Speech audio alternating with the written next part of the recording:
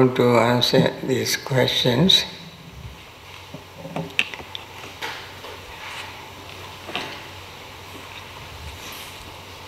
I find practicing metta, a boundless heart comes quite easily to me and makes life more full and enjoyable.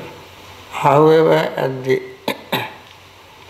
at times I have found people can take advantage of my big heart.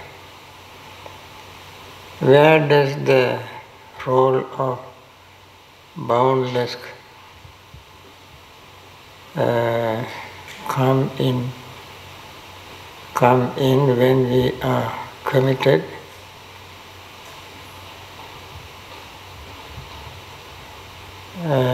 And dedicated to practice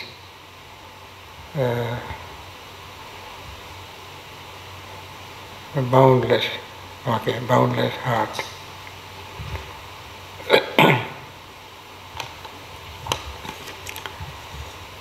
It is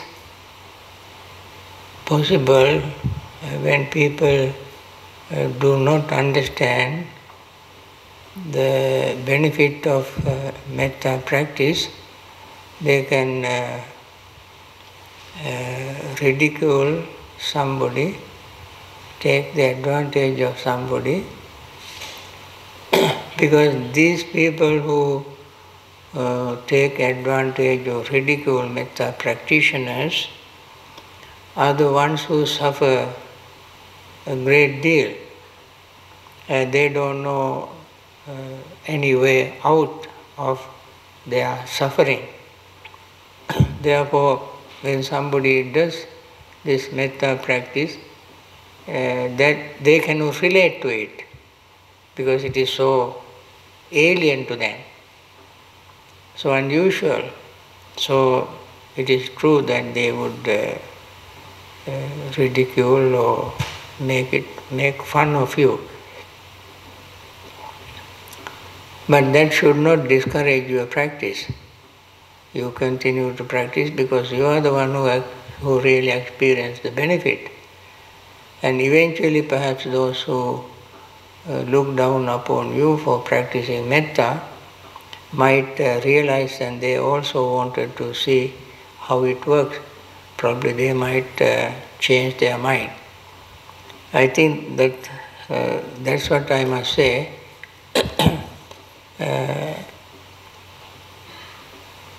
Therefore, I don't think that you should give up your metta practice.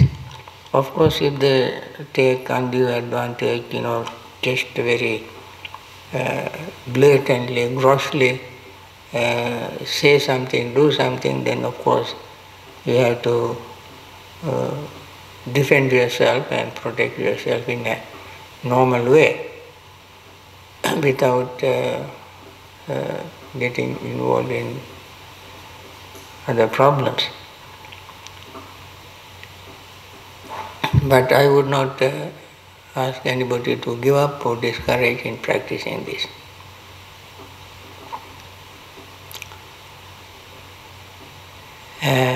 Isn't part of seeing things as they really are, seeing the beauty in life? For example, noticing the many shades of green and shades of light on one leaf. When you speak of overcoming the hindrances of desire, where does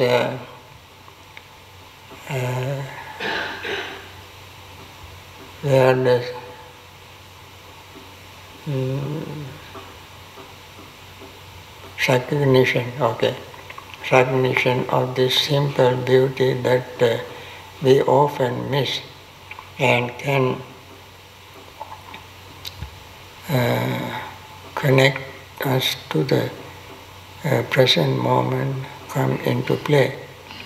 My mind tells me when I hear this, that life would eventually become lifeless.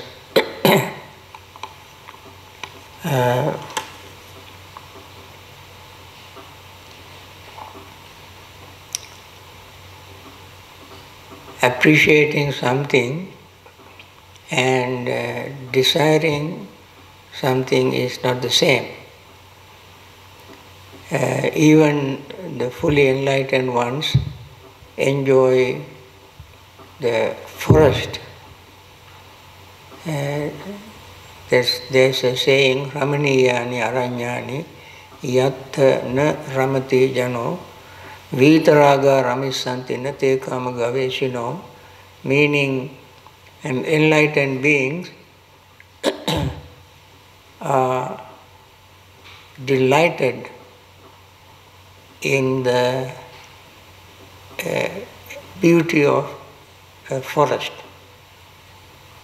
But an enlightened person cannot appreciate the beauty of the forest. They may appreciate trees and leaves and so forth, but they don't appreciate the whole forest, which means that they use that kind of environment to appreciate the silence that they get from the forest, because the forest has its own very special beauty, preserving silence. So that is not something we overlook. But they don't become attached to the forest. They use it, see it, and then appreciate it, but they don't become attached to it. Appreciating something is one thing, becoming attached to it is quite another, not the same.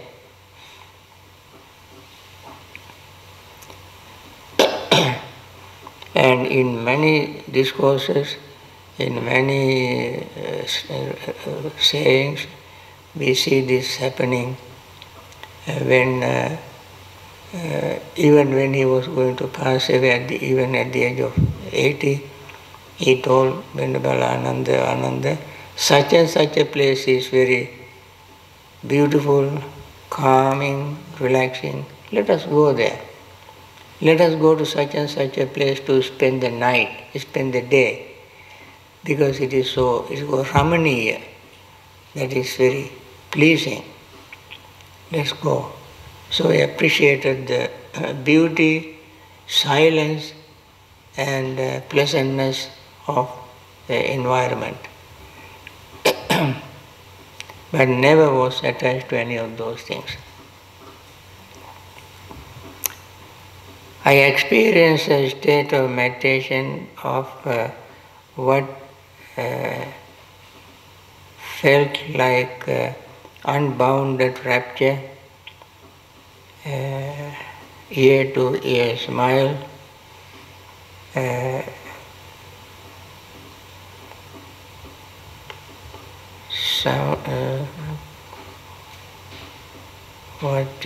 consumed with pleasure, all pervasive and bright, exciting it. I feel a little inappropriate having so much fun in somber and austere meditation, a meditation hall of grim yogis.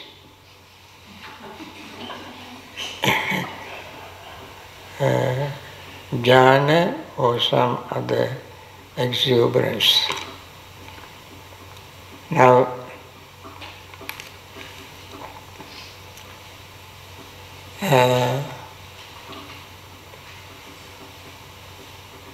when one is in bliss and peace and happiness, one does not necessarily have to have a ear-to-ear smile showing their teeth, but the person inwardly can experience peace.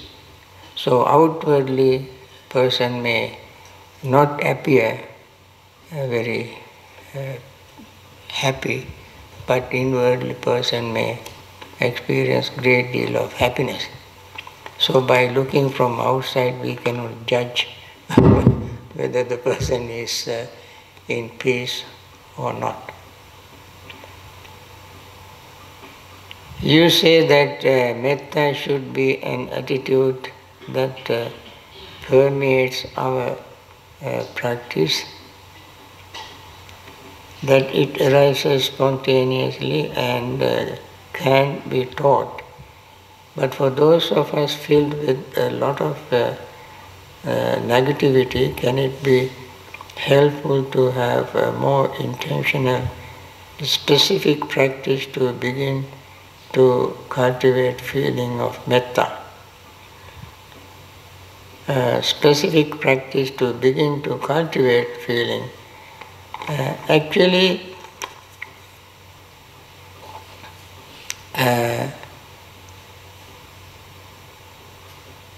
feeling of metta we cannot introduce to somebody. One must feel it when one does the practice. The feeling naturally arises. All we can do is to give guidelines like reciting these passages, this discourse that we recite every morning. My suggestion is that if you take time to read it between lines, very slowly, mindfully, and think of the depth of the meaning of these recitals. And just imagine when you say, you don't have to say too much, if you simply say, may all beings be well and happy. If you recite only this sentence with full understanding, full meaning, eventually you begin to feel happy and peaceful. You begin to feel. One sentence, one word is enough to articulate it, to activate your feeling of metta. And then you don't need too much instruction, too much advice from somebody.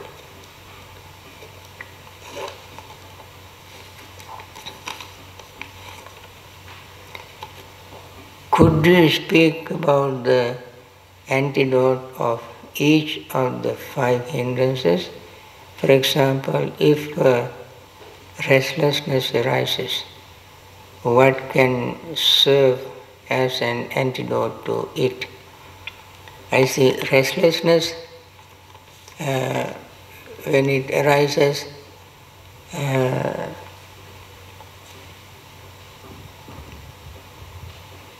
you can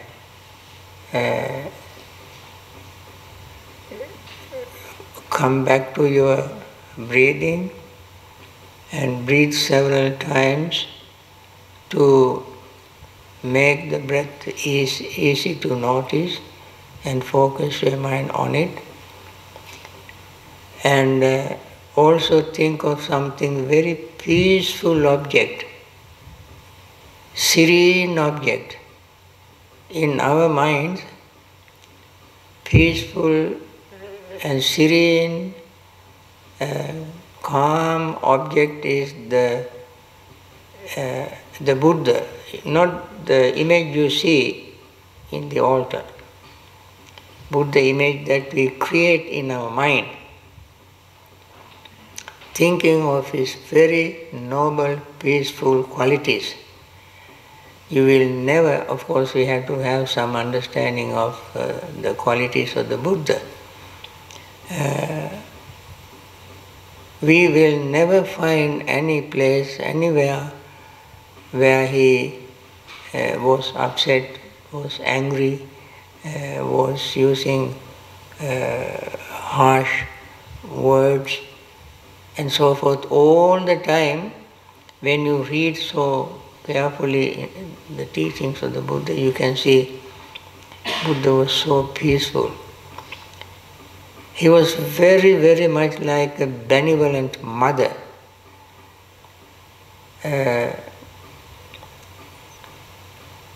Mother tries to teach her child something very, very good. If the child doesn't listen, mother even would cry, thinking how to teach my child this beautiful thing. Buddha did not cry, but he was so earnest in teaching. One day he said to Ananda, Ananda was Buddha's personal attendant who followed the Buddha like his own shadow. In Maha Sunyata Sutta you can see that. At the end Buddha said, Ananda, don't behave like my enemy. Behave like my friend. When you see Ananda's way of treating the Buddha, you will be shocked to hear that Buddha asking him not to behave like his enemy. Because Ananda was so caring, the Buddha, that it is said, but when the Buddha was taking 2 hours rest at night, after whole days teaching, advising and so on, he took 2 hours rest. Even during that time, Venerable Ananda took a club on his hand, putting it on his shoulder, went around the kuti where Buddha was taking rest. He was circulating around circumambulating the kuti with the club in his hand, so that no animal, no human will come and disturb the Buddha. He was caring the Buddha so much. But then the Buddha asked Ananda,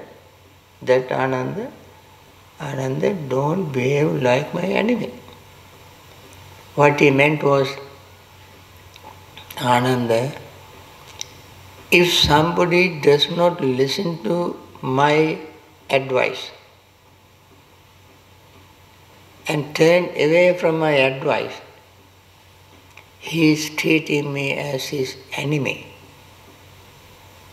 One who listens to these words and follow them and liberate from suffering is the one who behaves like his friend. You see how much compassion is there in this statement. So much caring, so much compassion Buddha had towards us. And we can see his heart so full of compassion. When we think of such a person, think of those qualities, we feel so filled with peace, joy, happiness. So restlessness will have no place after that in our mind. Think of peaceful object like this. This is called Anusati meditation. Buddhanusati, Dhammanusati, Sanghanusati, Silanusati, Upasamanusati and so forth. Upasama is a peace of liberation from all suffering. When this inspiring thought develops in our mind, our restlessness will fade away. We say enjoying is impermanent. We also say people don't change, don't change. Change is difficult. I know people for 10, 15 years, they still have the same bad habits and personalities. Habits, tenderness, personality, and fairly instant.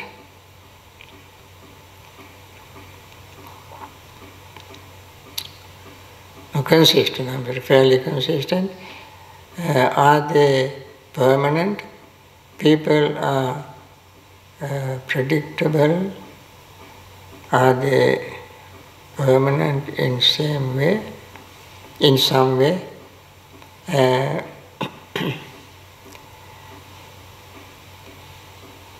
If you know some people for 10, 15 years and their bad habits and so forth persistent and personality and so forth the same, I don't believe in that. But when we see somebody repeating mistakes, unpleasant things, undesirable things, repeating, that repetition is habitual, but at the same time you have to watch the person's mind. A person may not enjoy this.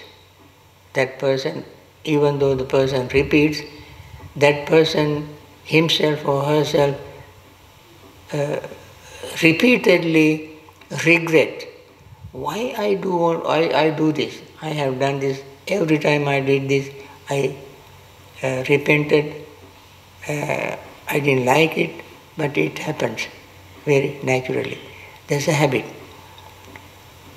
Although the habit is repeated, every time the person repeats it, his state of mind is different.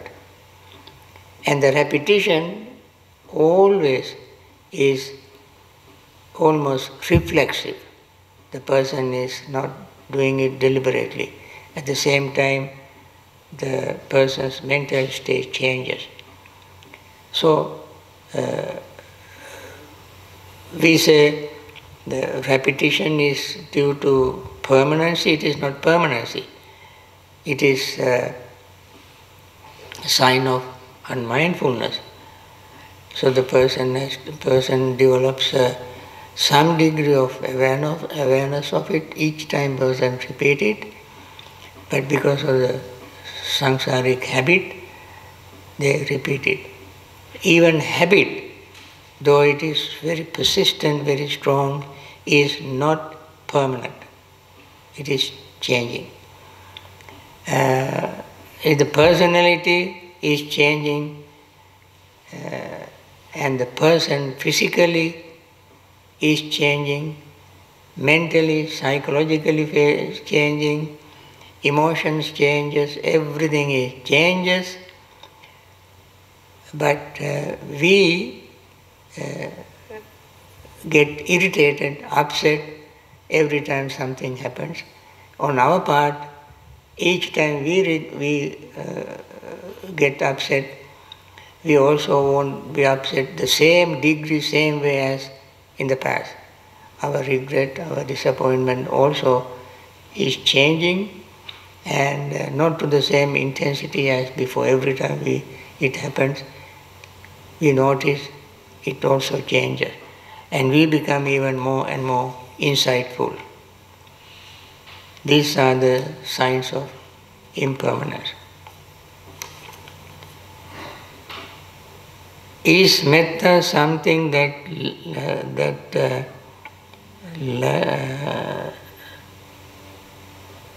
lies within everyone that just needs to be uncovered from defilements, or is it something that needs to be developed, not a natural state?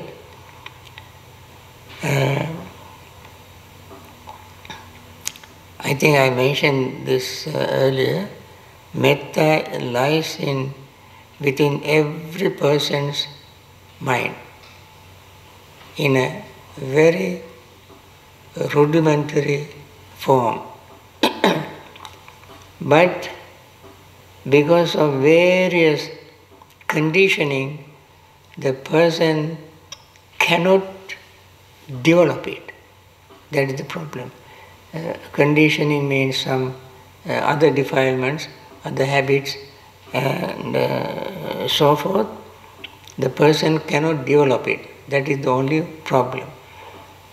And that is why the person needs some kind of guidance, associate with good friend, listen to good Dhamma, and live in suitable location, and learn how to meditate and so forth. All this will help the person to uncover or discover his own root of loving friendliness or metta. It is there all the time.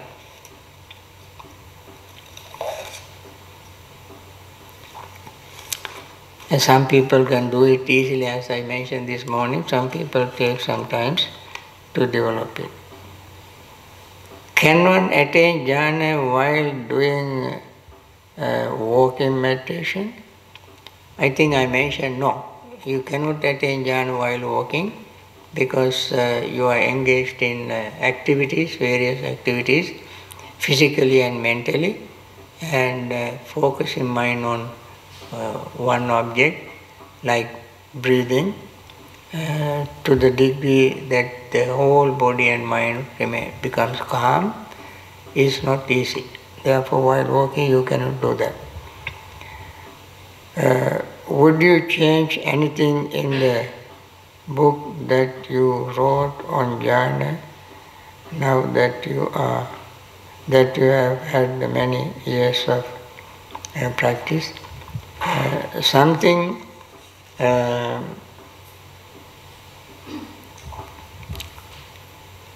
I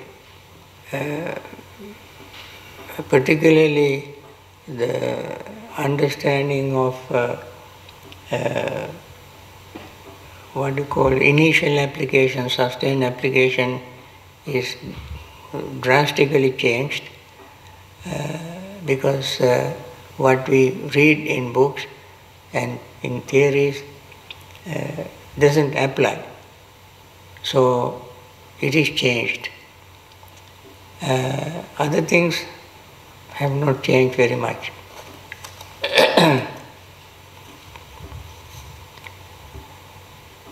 What elements of vipassana can you use for jhana? What are vipassana jhana? I think these two questions are related. Vipassana jhana is the term coined by some meditation teachers. When you practice vipassana, mindfulness meditation, you gain jhana. As I mentioned it several times, when you see impermanence of everything taking place in you, there arises insight that would make you understand that everything is changing, therefore nothing remains permanent. Then mind settles down, no more agitation, no excitement. Mind settles down, then you become calm, relaxed, because there is nothing new. Everything is happening the same way, changing. Then the mind becomes calm, relaxed, peaceful. You gain knowing and seeing this, you become delighted, joy arises, and you become tranquil, calmness arises, you will be happy, you gain concentration. And that is called vipassana jhana. As opposed to samatha jhana. In the samatha jhana, you take the subject and focus your mind, especially like the breath, focus your mind on it, and you gain concentration. In each case, you come to a stage where your hindrances will completely be subsided, then you gain concentration.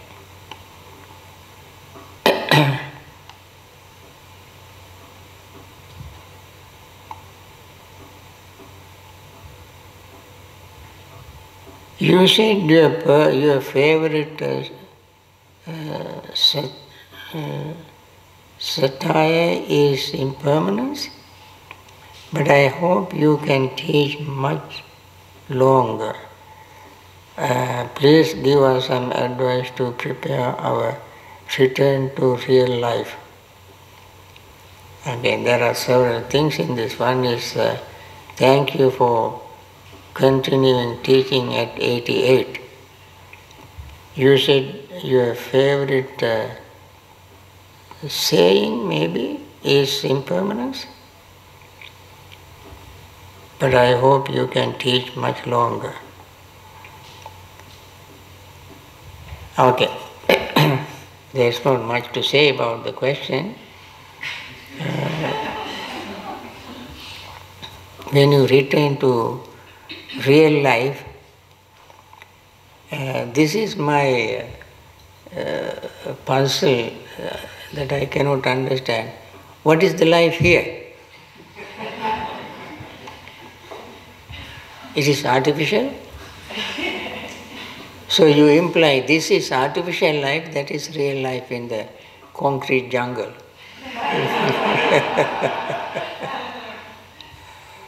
I think that is artificial life, this is the real life.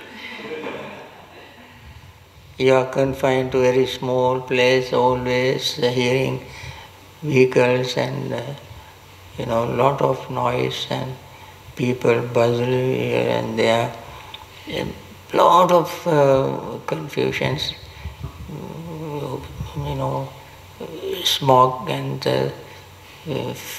vehicle fumes and so many things happening in big cities and so forth. And so you assume that is a normal life, real life. Real life is, becoming greedy, getting into fight and argument and shouting, and that's what they want to be, to call real life. We make it real because we are so used to it, eventually it became a real life. To be away from that is not. I think even in this life, if you can maintain solitude amongst a crowd.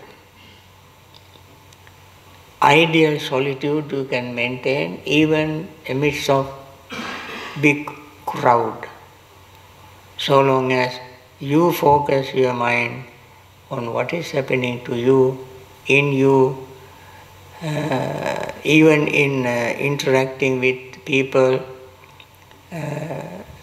You have to look at your mind and maintain your composure, your peace and calmness.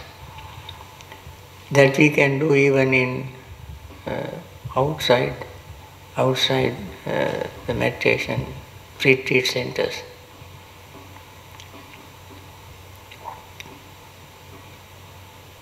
Even if you go to a meeting, a lot of people are shouting at each other, trying to push their points, boost their ego, to show how much they know and so forth. Even in that situation, you can maintain your peaceful, calm state of mind and do your job more efficiently, more calmly and effectively if you remain mindful. Now, can one attain supramundane jhanas without ever experiencing mundane jhanas and use that supramundane attainment as a path to liberation?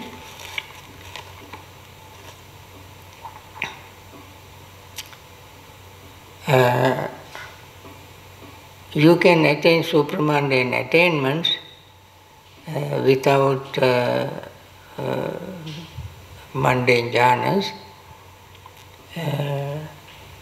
but you cannot call it supramundane jhanas.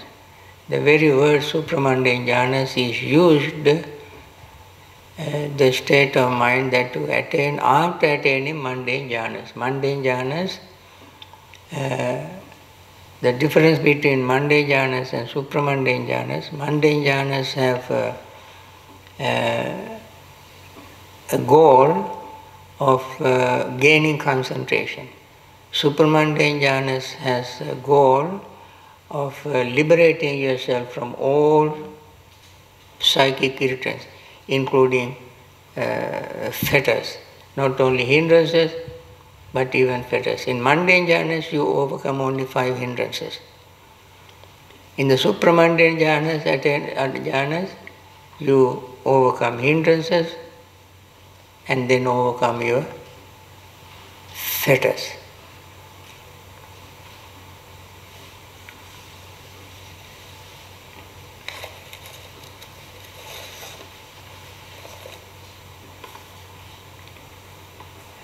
Okay.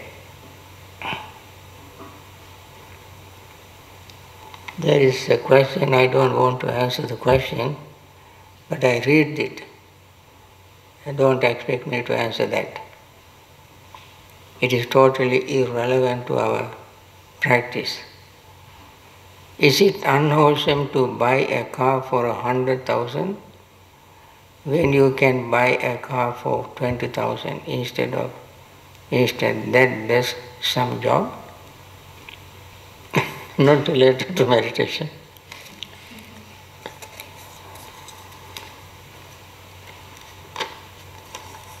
Okay.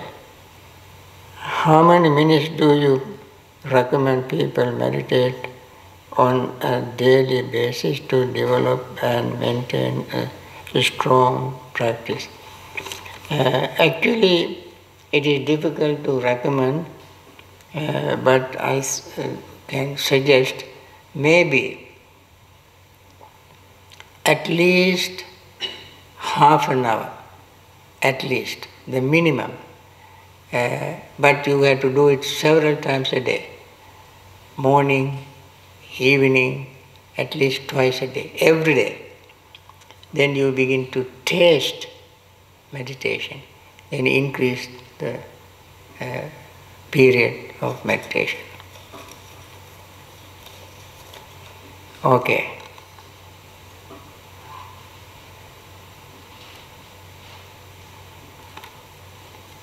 We will have guided meditation. Every morning I give guided meditation.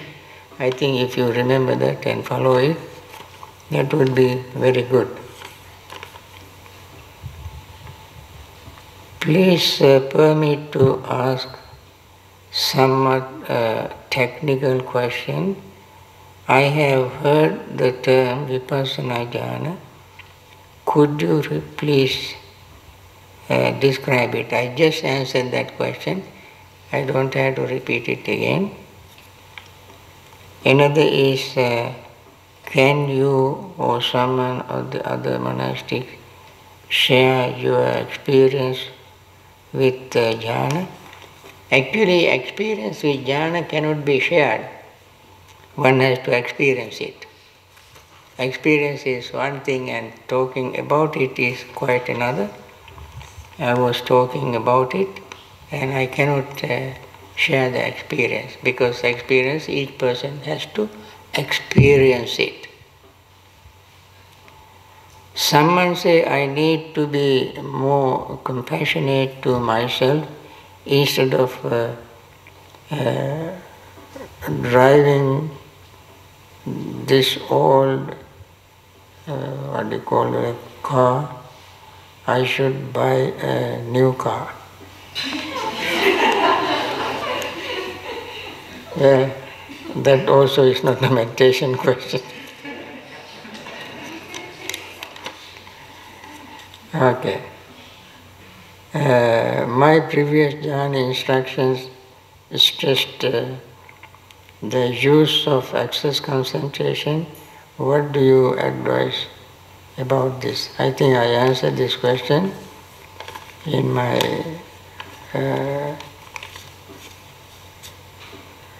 one of my talks. Access concentration is, I think even last night I answered this question. You just continue your practice, and when you get closer to concentration, that state is called access concentration. That means you are simply getting close to concentration, and that is not full concentration, but you are getting close to it. Getting close to it is not enough for you to gain true concentration. This is just getting close. I gave an example of a little child trying to walk. Even last night I think I answered that question. Can you speak about whether other methods like the methodless method can have the jhana, can lead to jhana?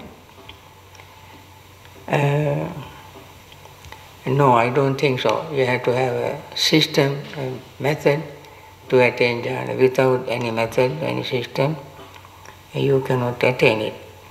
I have heard, I have had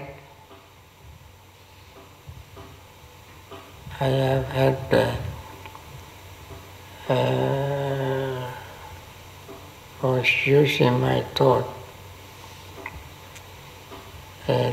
stream as the object of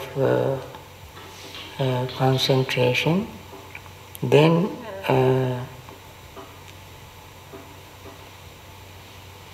moving to awareness, consciousness as the object, then consciousness as my final concentration object. You said the deepest meditation experience I have had was using my thoughts stream as the object of concentration. Then moving to awareness or consciousness as the object, then void, nothingness as my final concentration. Actually, nothingness you can experience through the process of development of concentration. When you there are three gateways of liberation. They are called Sunyata, Animitta, Appanihita. Sunyata means emptiness. You can develop it from the very beginning of your meditation. Emptiness of self. Emptiness of self. That you begin to see only when you experience impermanence very, very clearly and deeply. You understand emptiness or nothingness. And then that would lead you to gaining deep concentration and liberate yourself from the notion of self and suffering and greed. So that of course is one approach of gaining liberation, but still you gain deep concentration.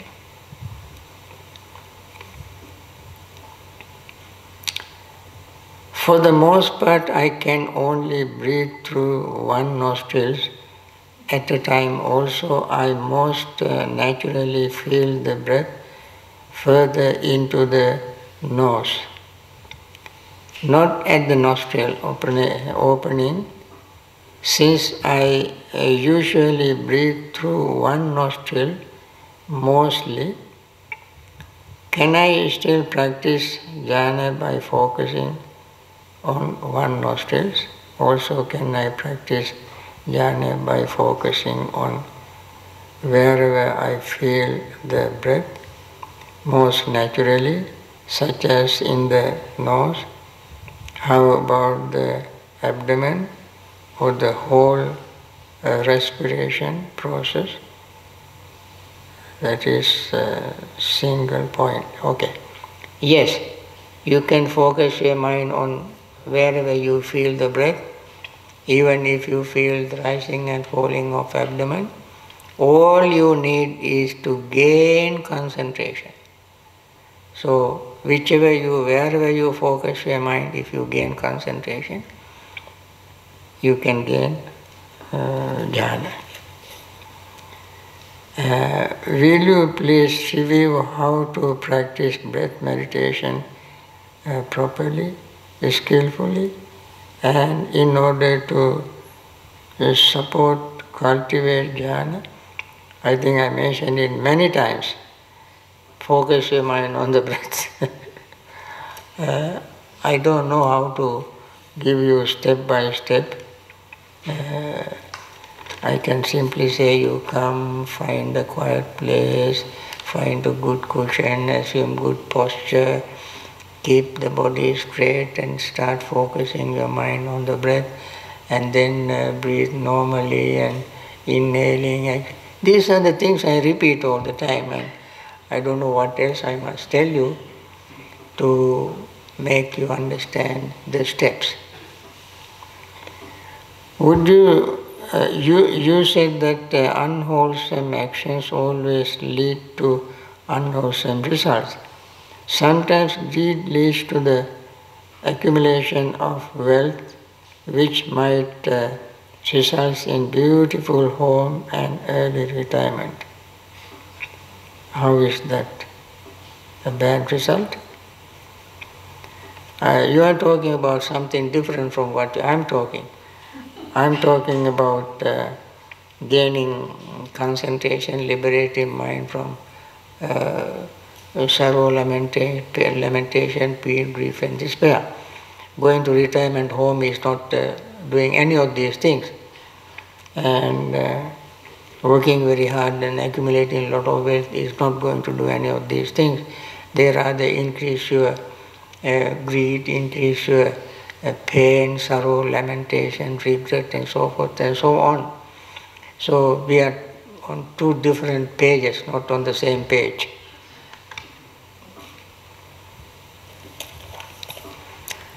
So, are there arahants in the world today? If so, where? I don't know where. There could be arahants. So long as Dhamma exists, arahants can exist. And I don't know where. It is possible. I did not make any survey, any statistical survey to know where they are. If someone would like to go on and extended retreat for 2 or more months, is there a retreat center abroad you would recommend? There are many retreat centers in Burma. If you contact Burmese embassy, they will give you addresses and contact them. Then you can spend not only months, even years. They will be happy to allow you to go. In the case of the hindrances of drowsiness, what is the teaching about the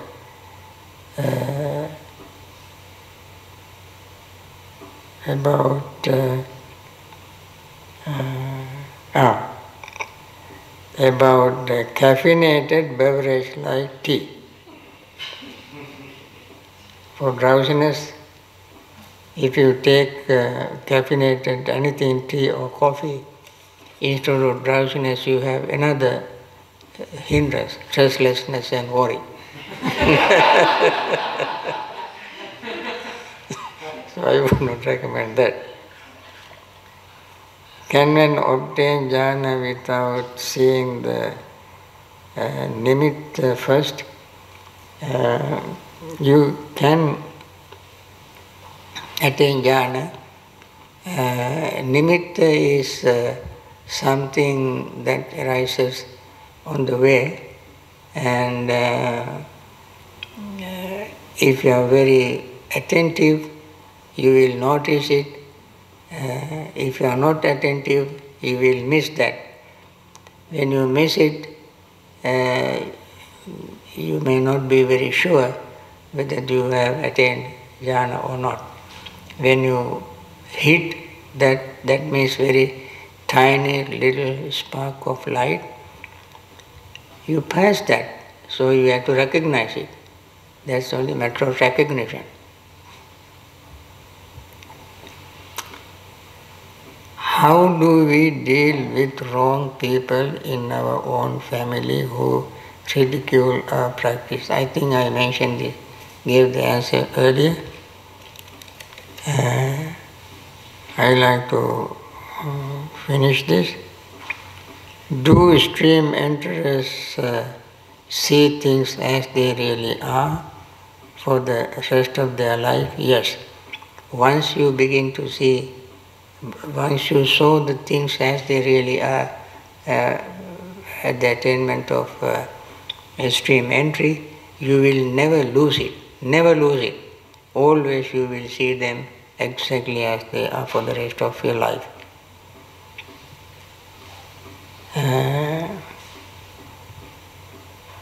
They do always see things as they really are. The last question is long question.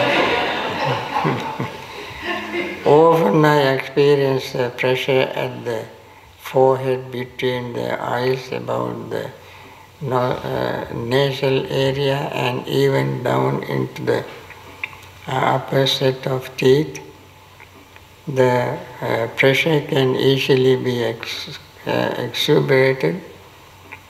exacerbated when attending to the breath.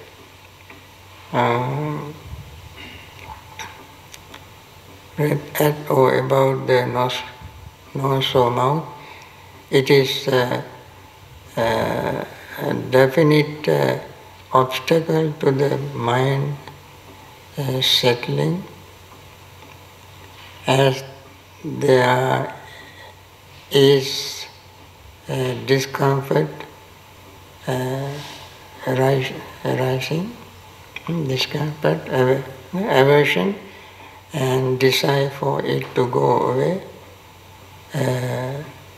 forcing on the rise and fall of abdomen, or more generally attending to the breath helps a little, but not a lot.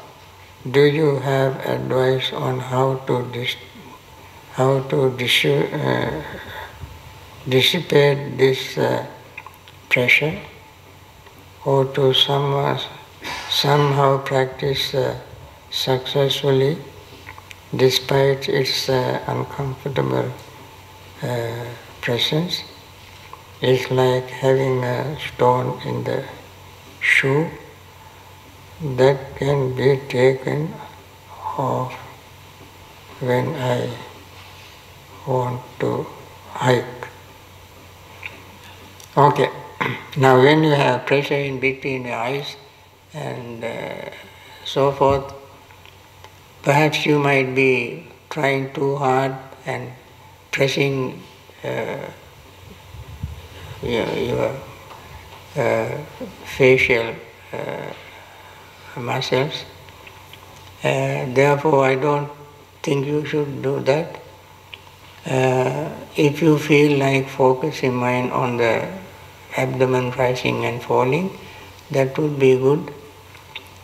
But above all, I would suggest you to relax. Relax and relax and relax. Don't try to push too hard. When you try to push too hard, the concentration goes away. When you do not push too hard, concentration will come to you very slowly, naturally, easily. So exert too much effort, too much energy on one area by grinding your teeth and so forth, does not work for you. So I advise you to relax and take it easy and be mindful and let the concentration arise naturally. With this, I think I should. There are two more questions, but when I get angry at someone, how can I stop this feeling? I said I would answer today, but I could not, I didn't have time. Tomorrow I will answer it. What are the exact steps to attain jhanas? I mentioned them today and yesterday, and today also part of it I answered, so I don't have to go through that again. But this one, I postponed it to today, but today I didn't have time. I will answer it tomorrow. Good night.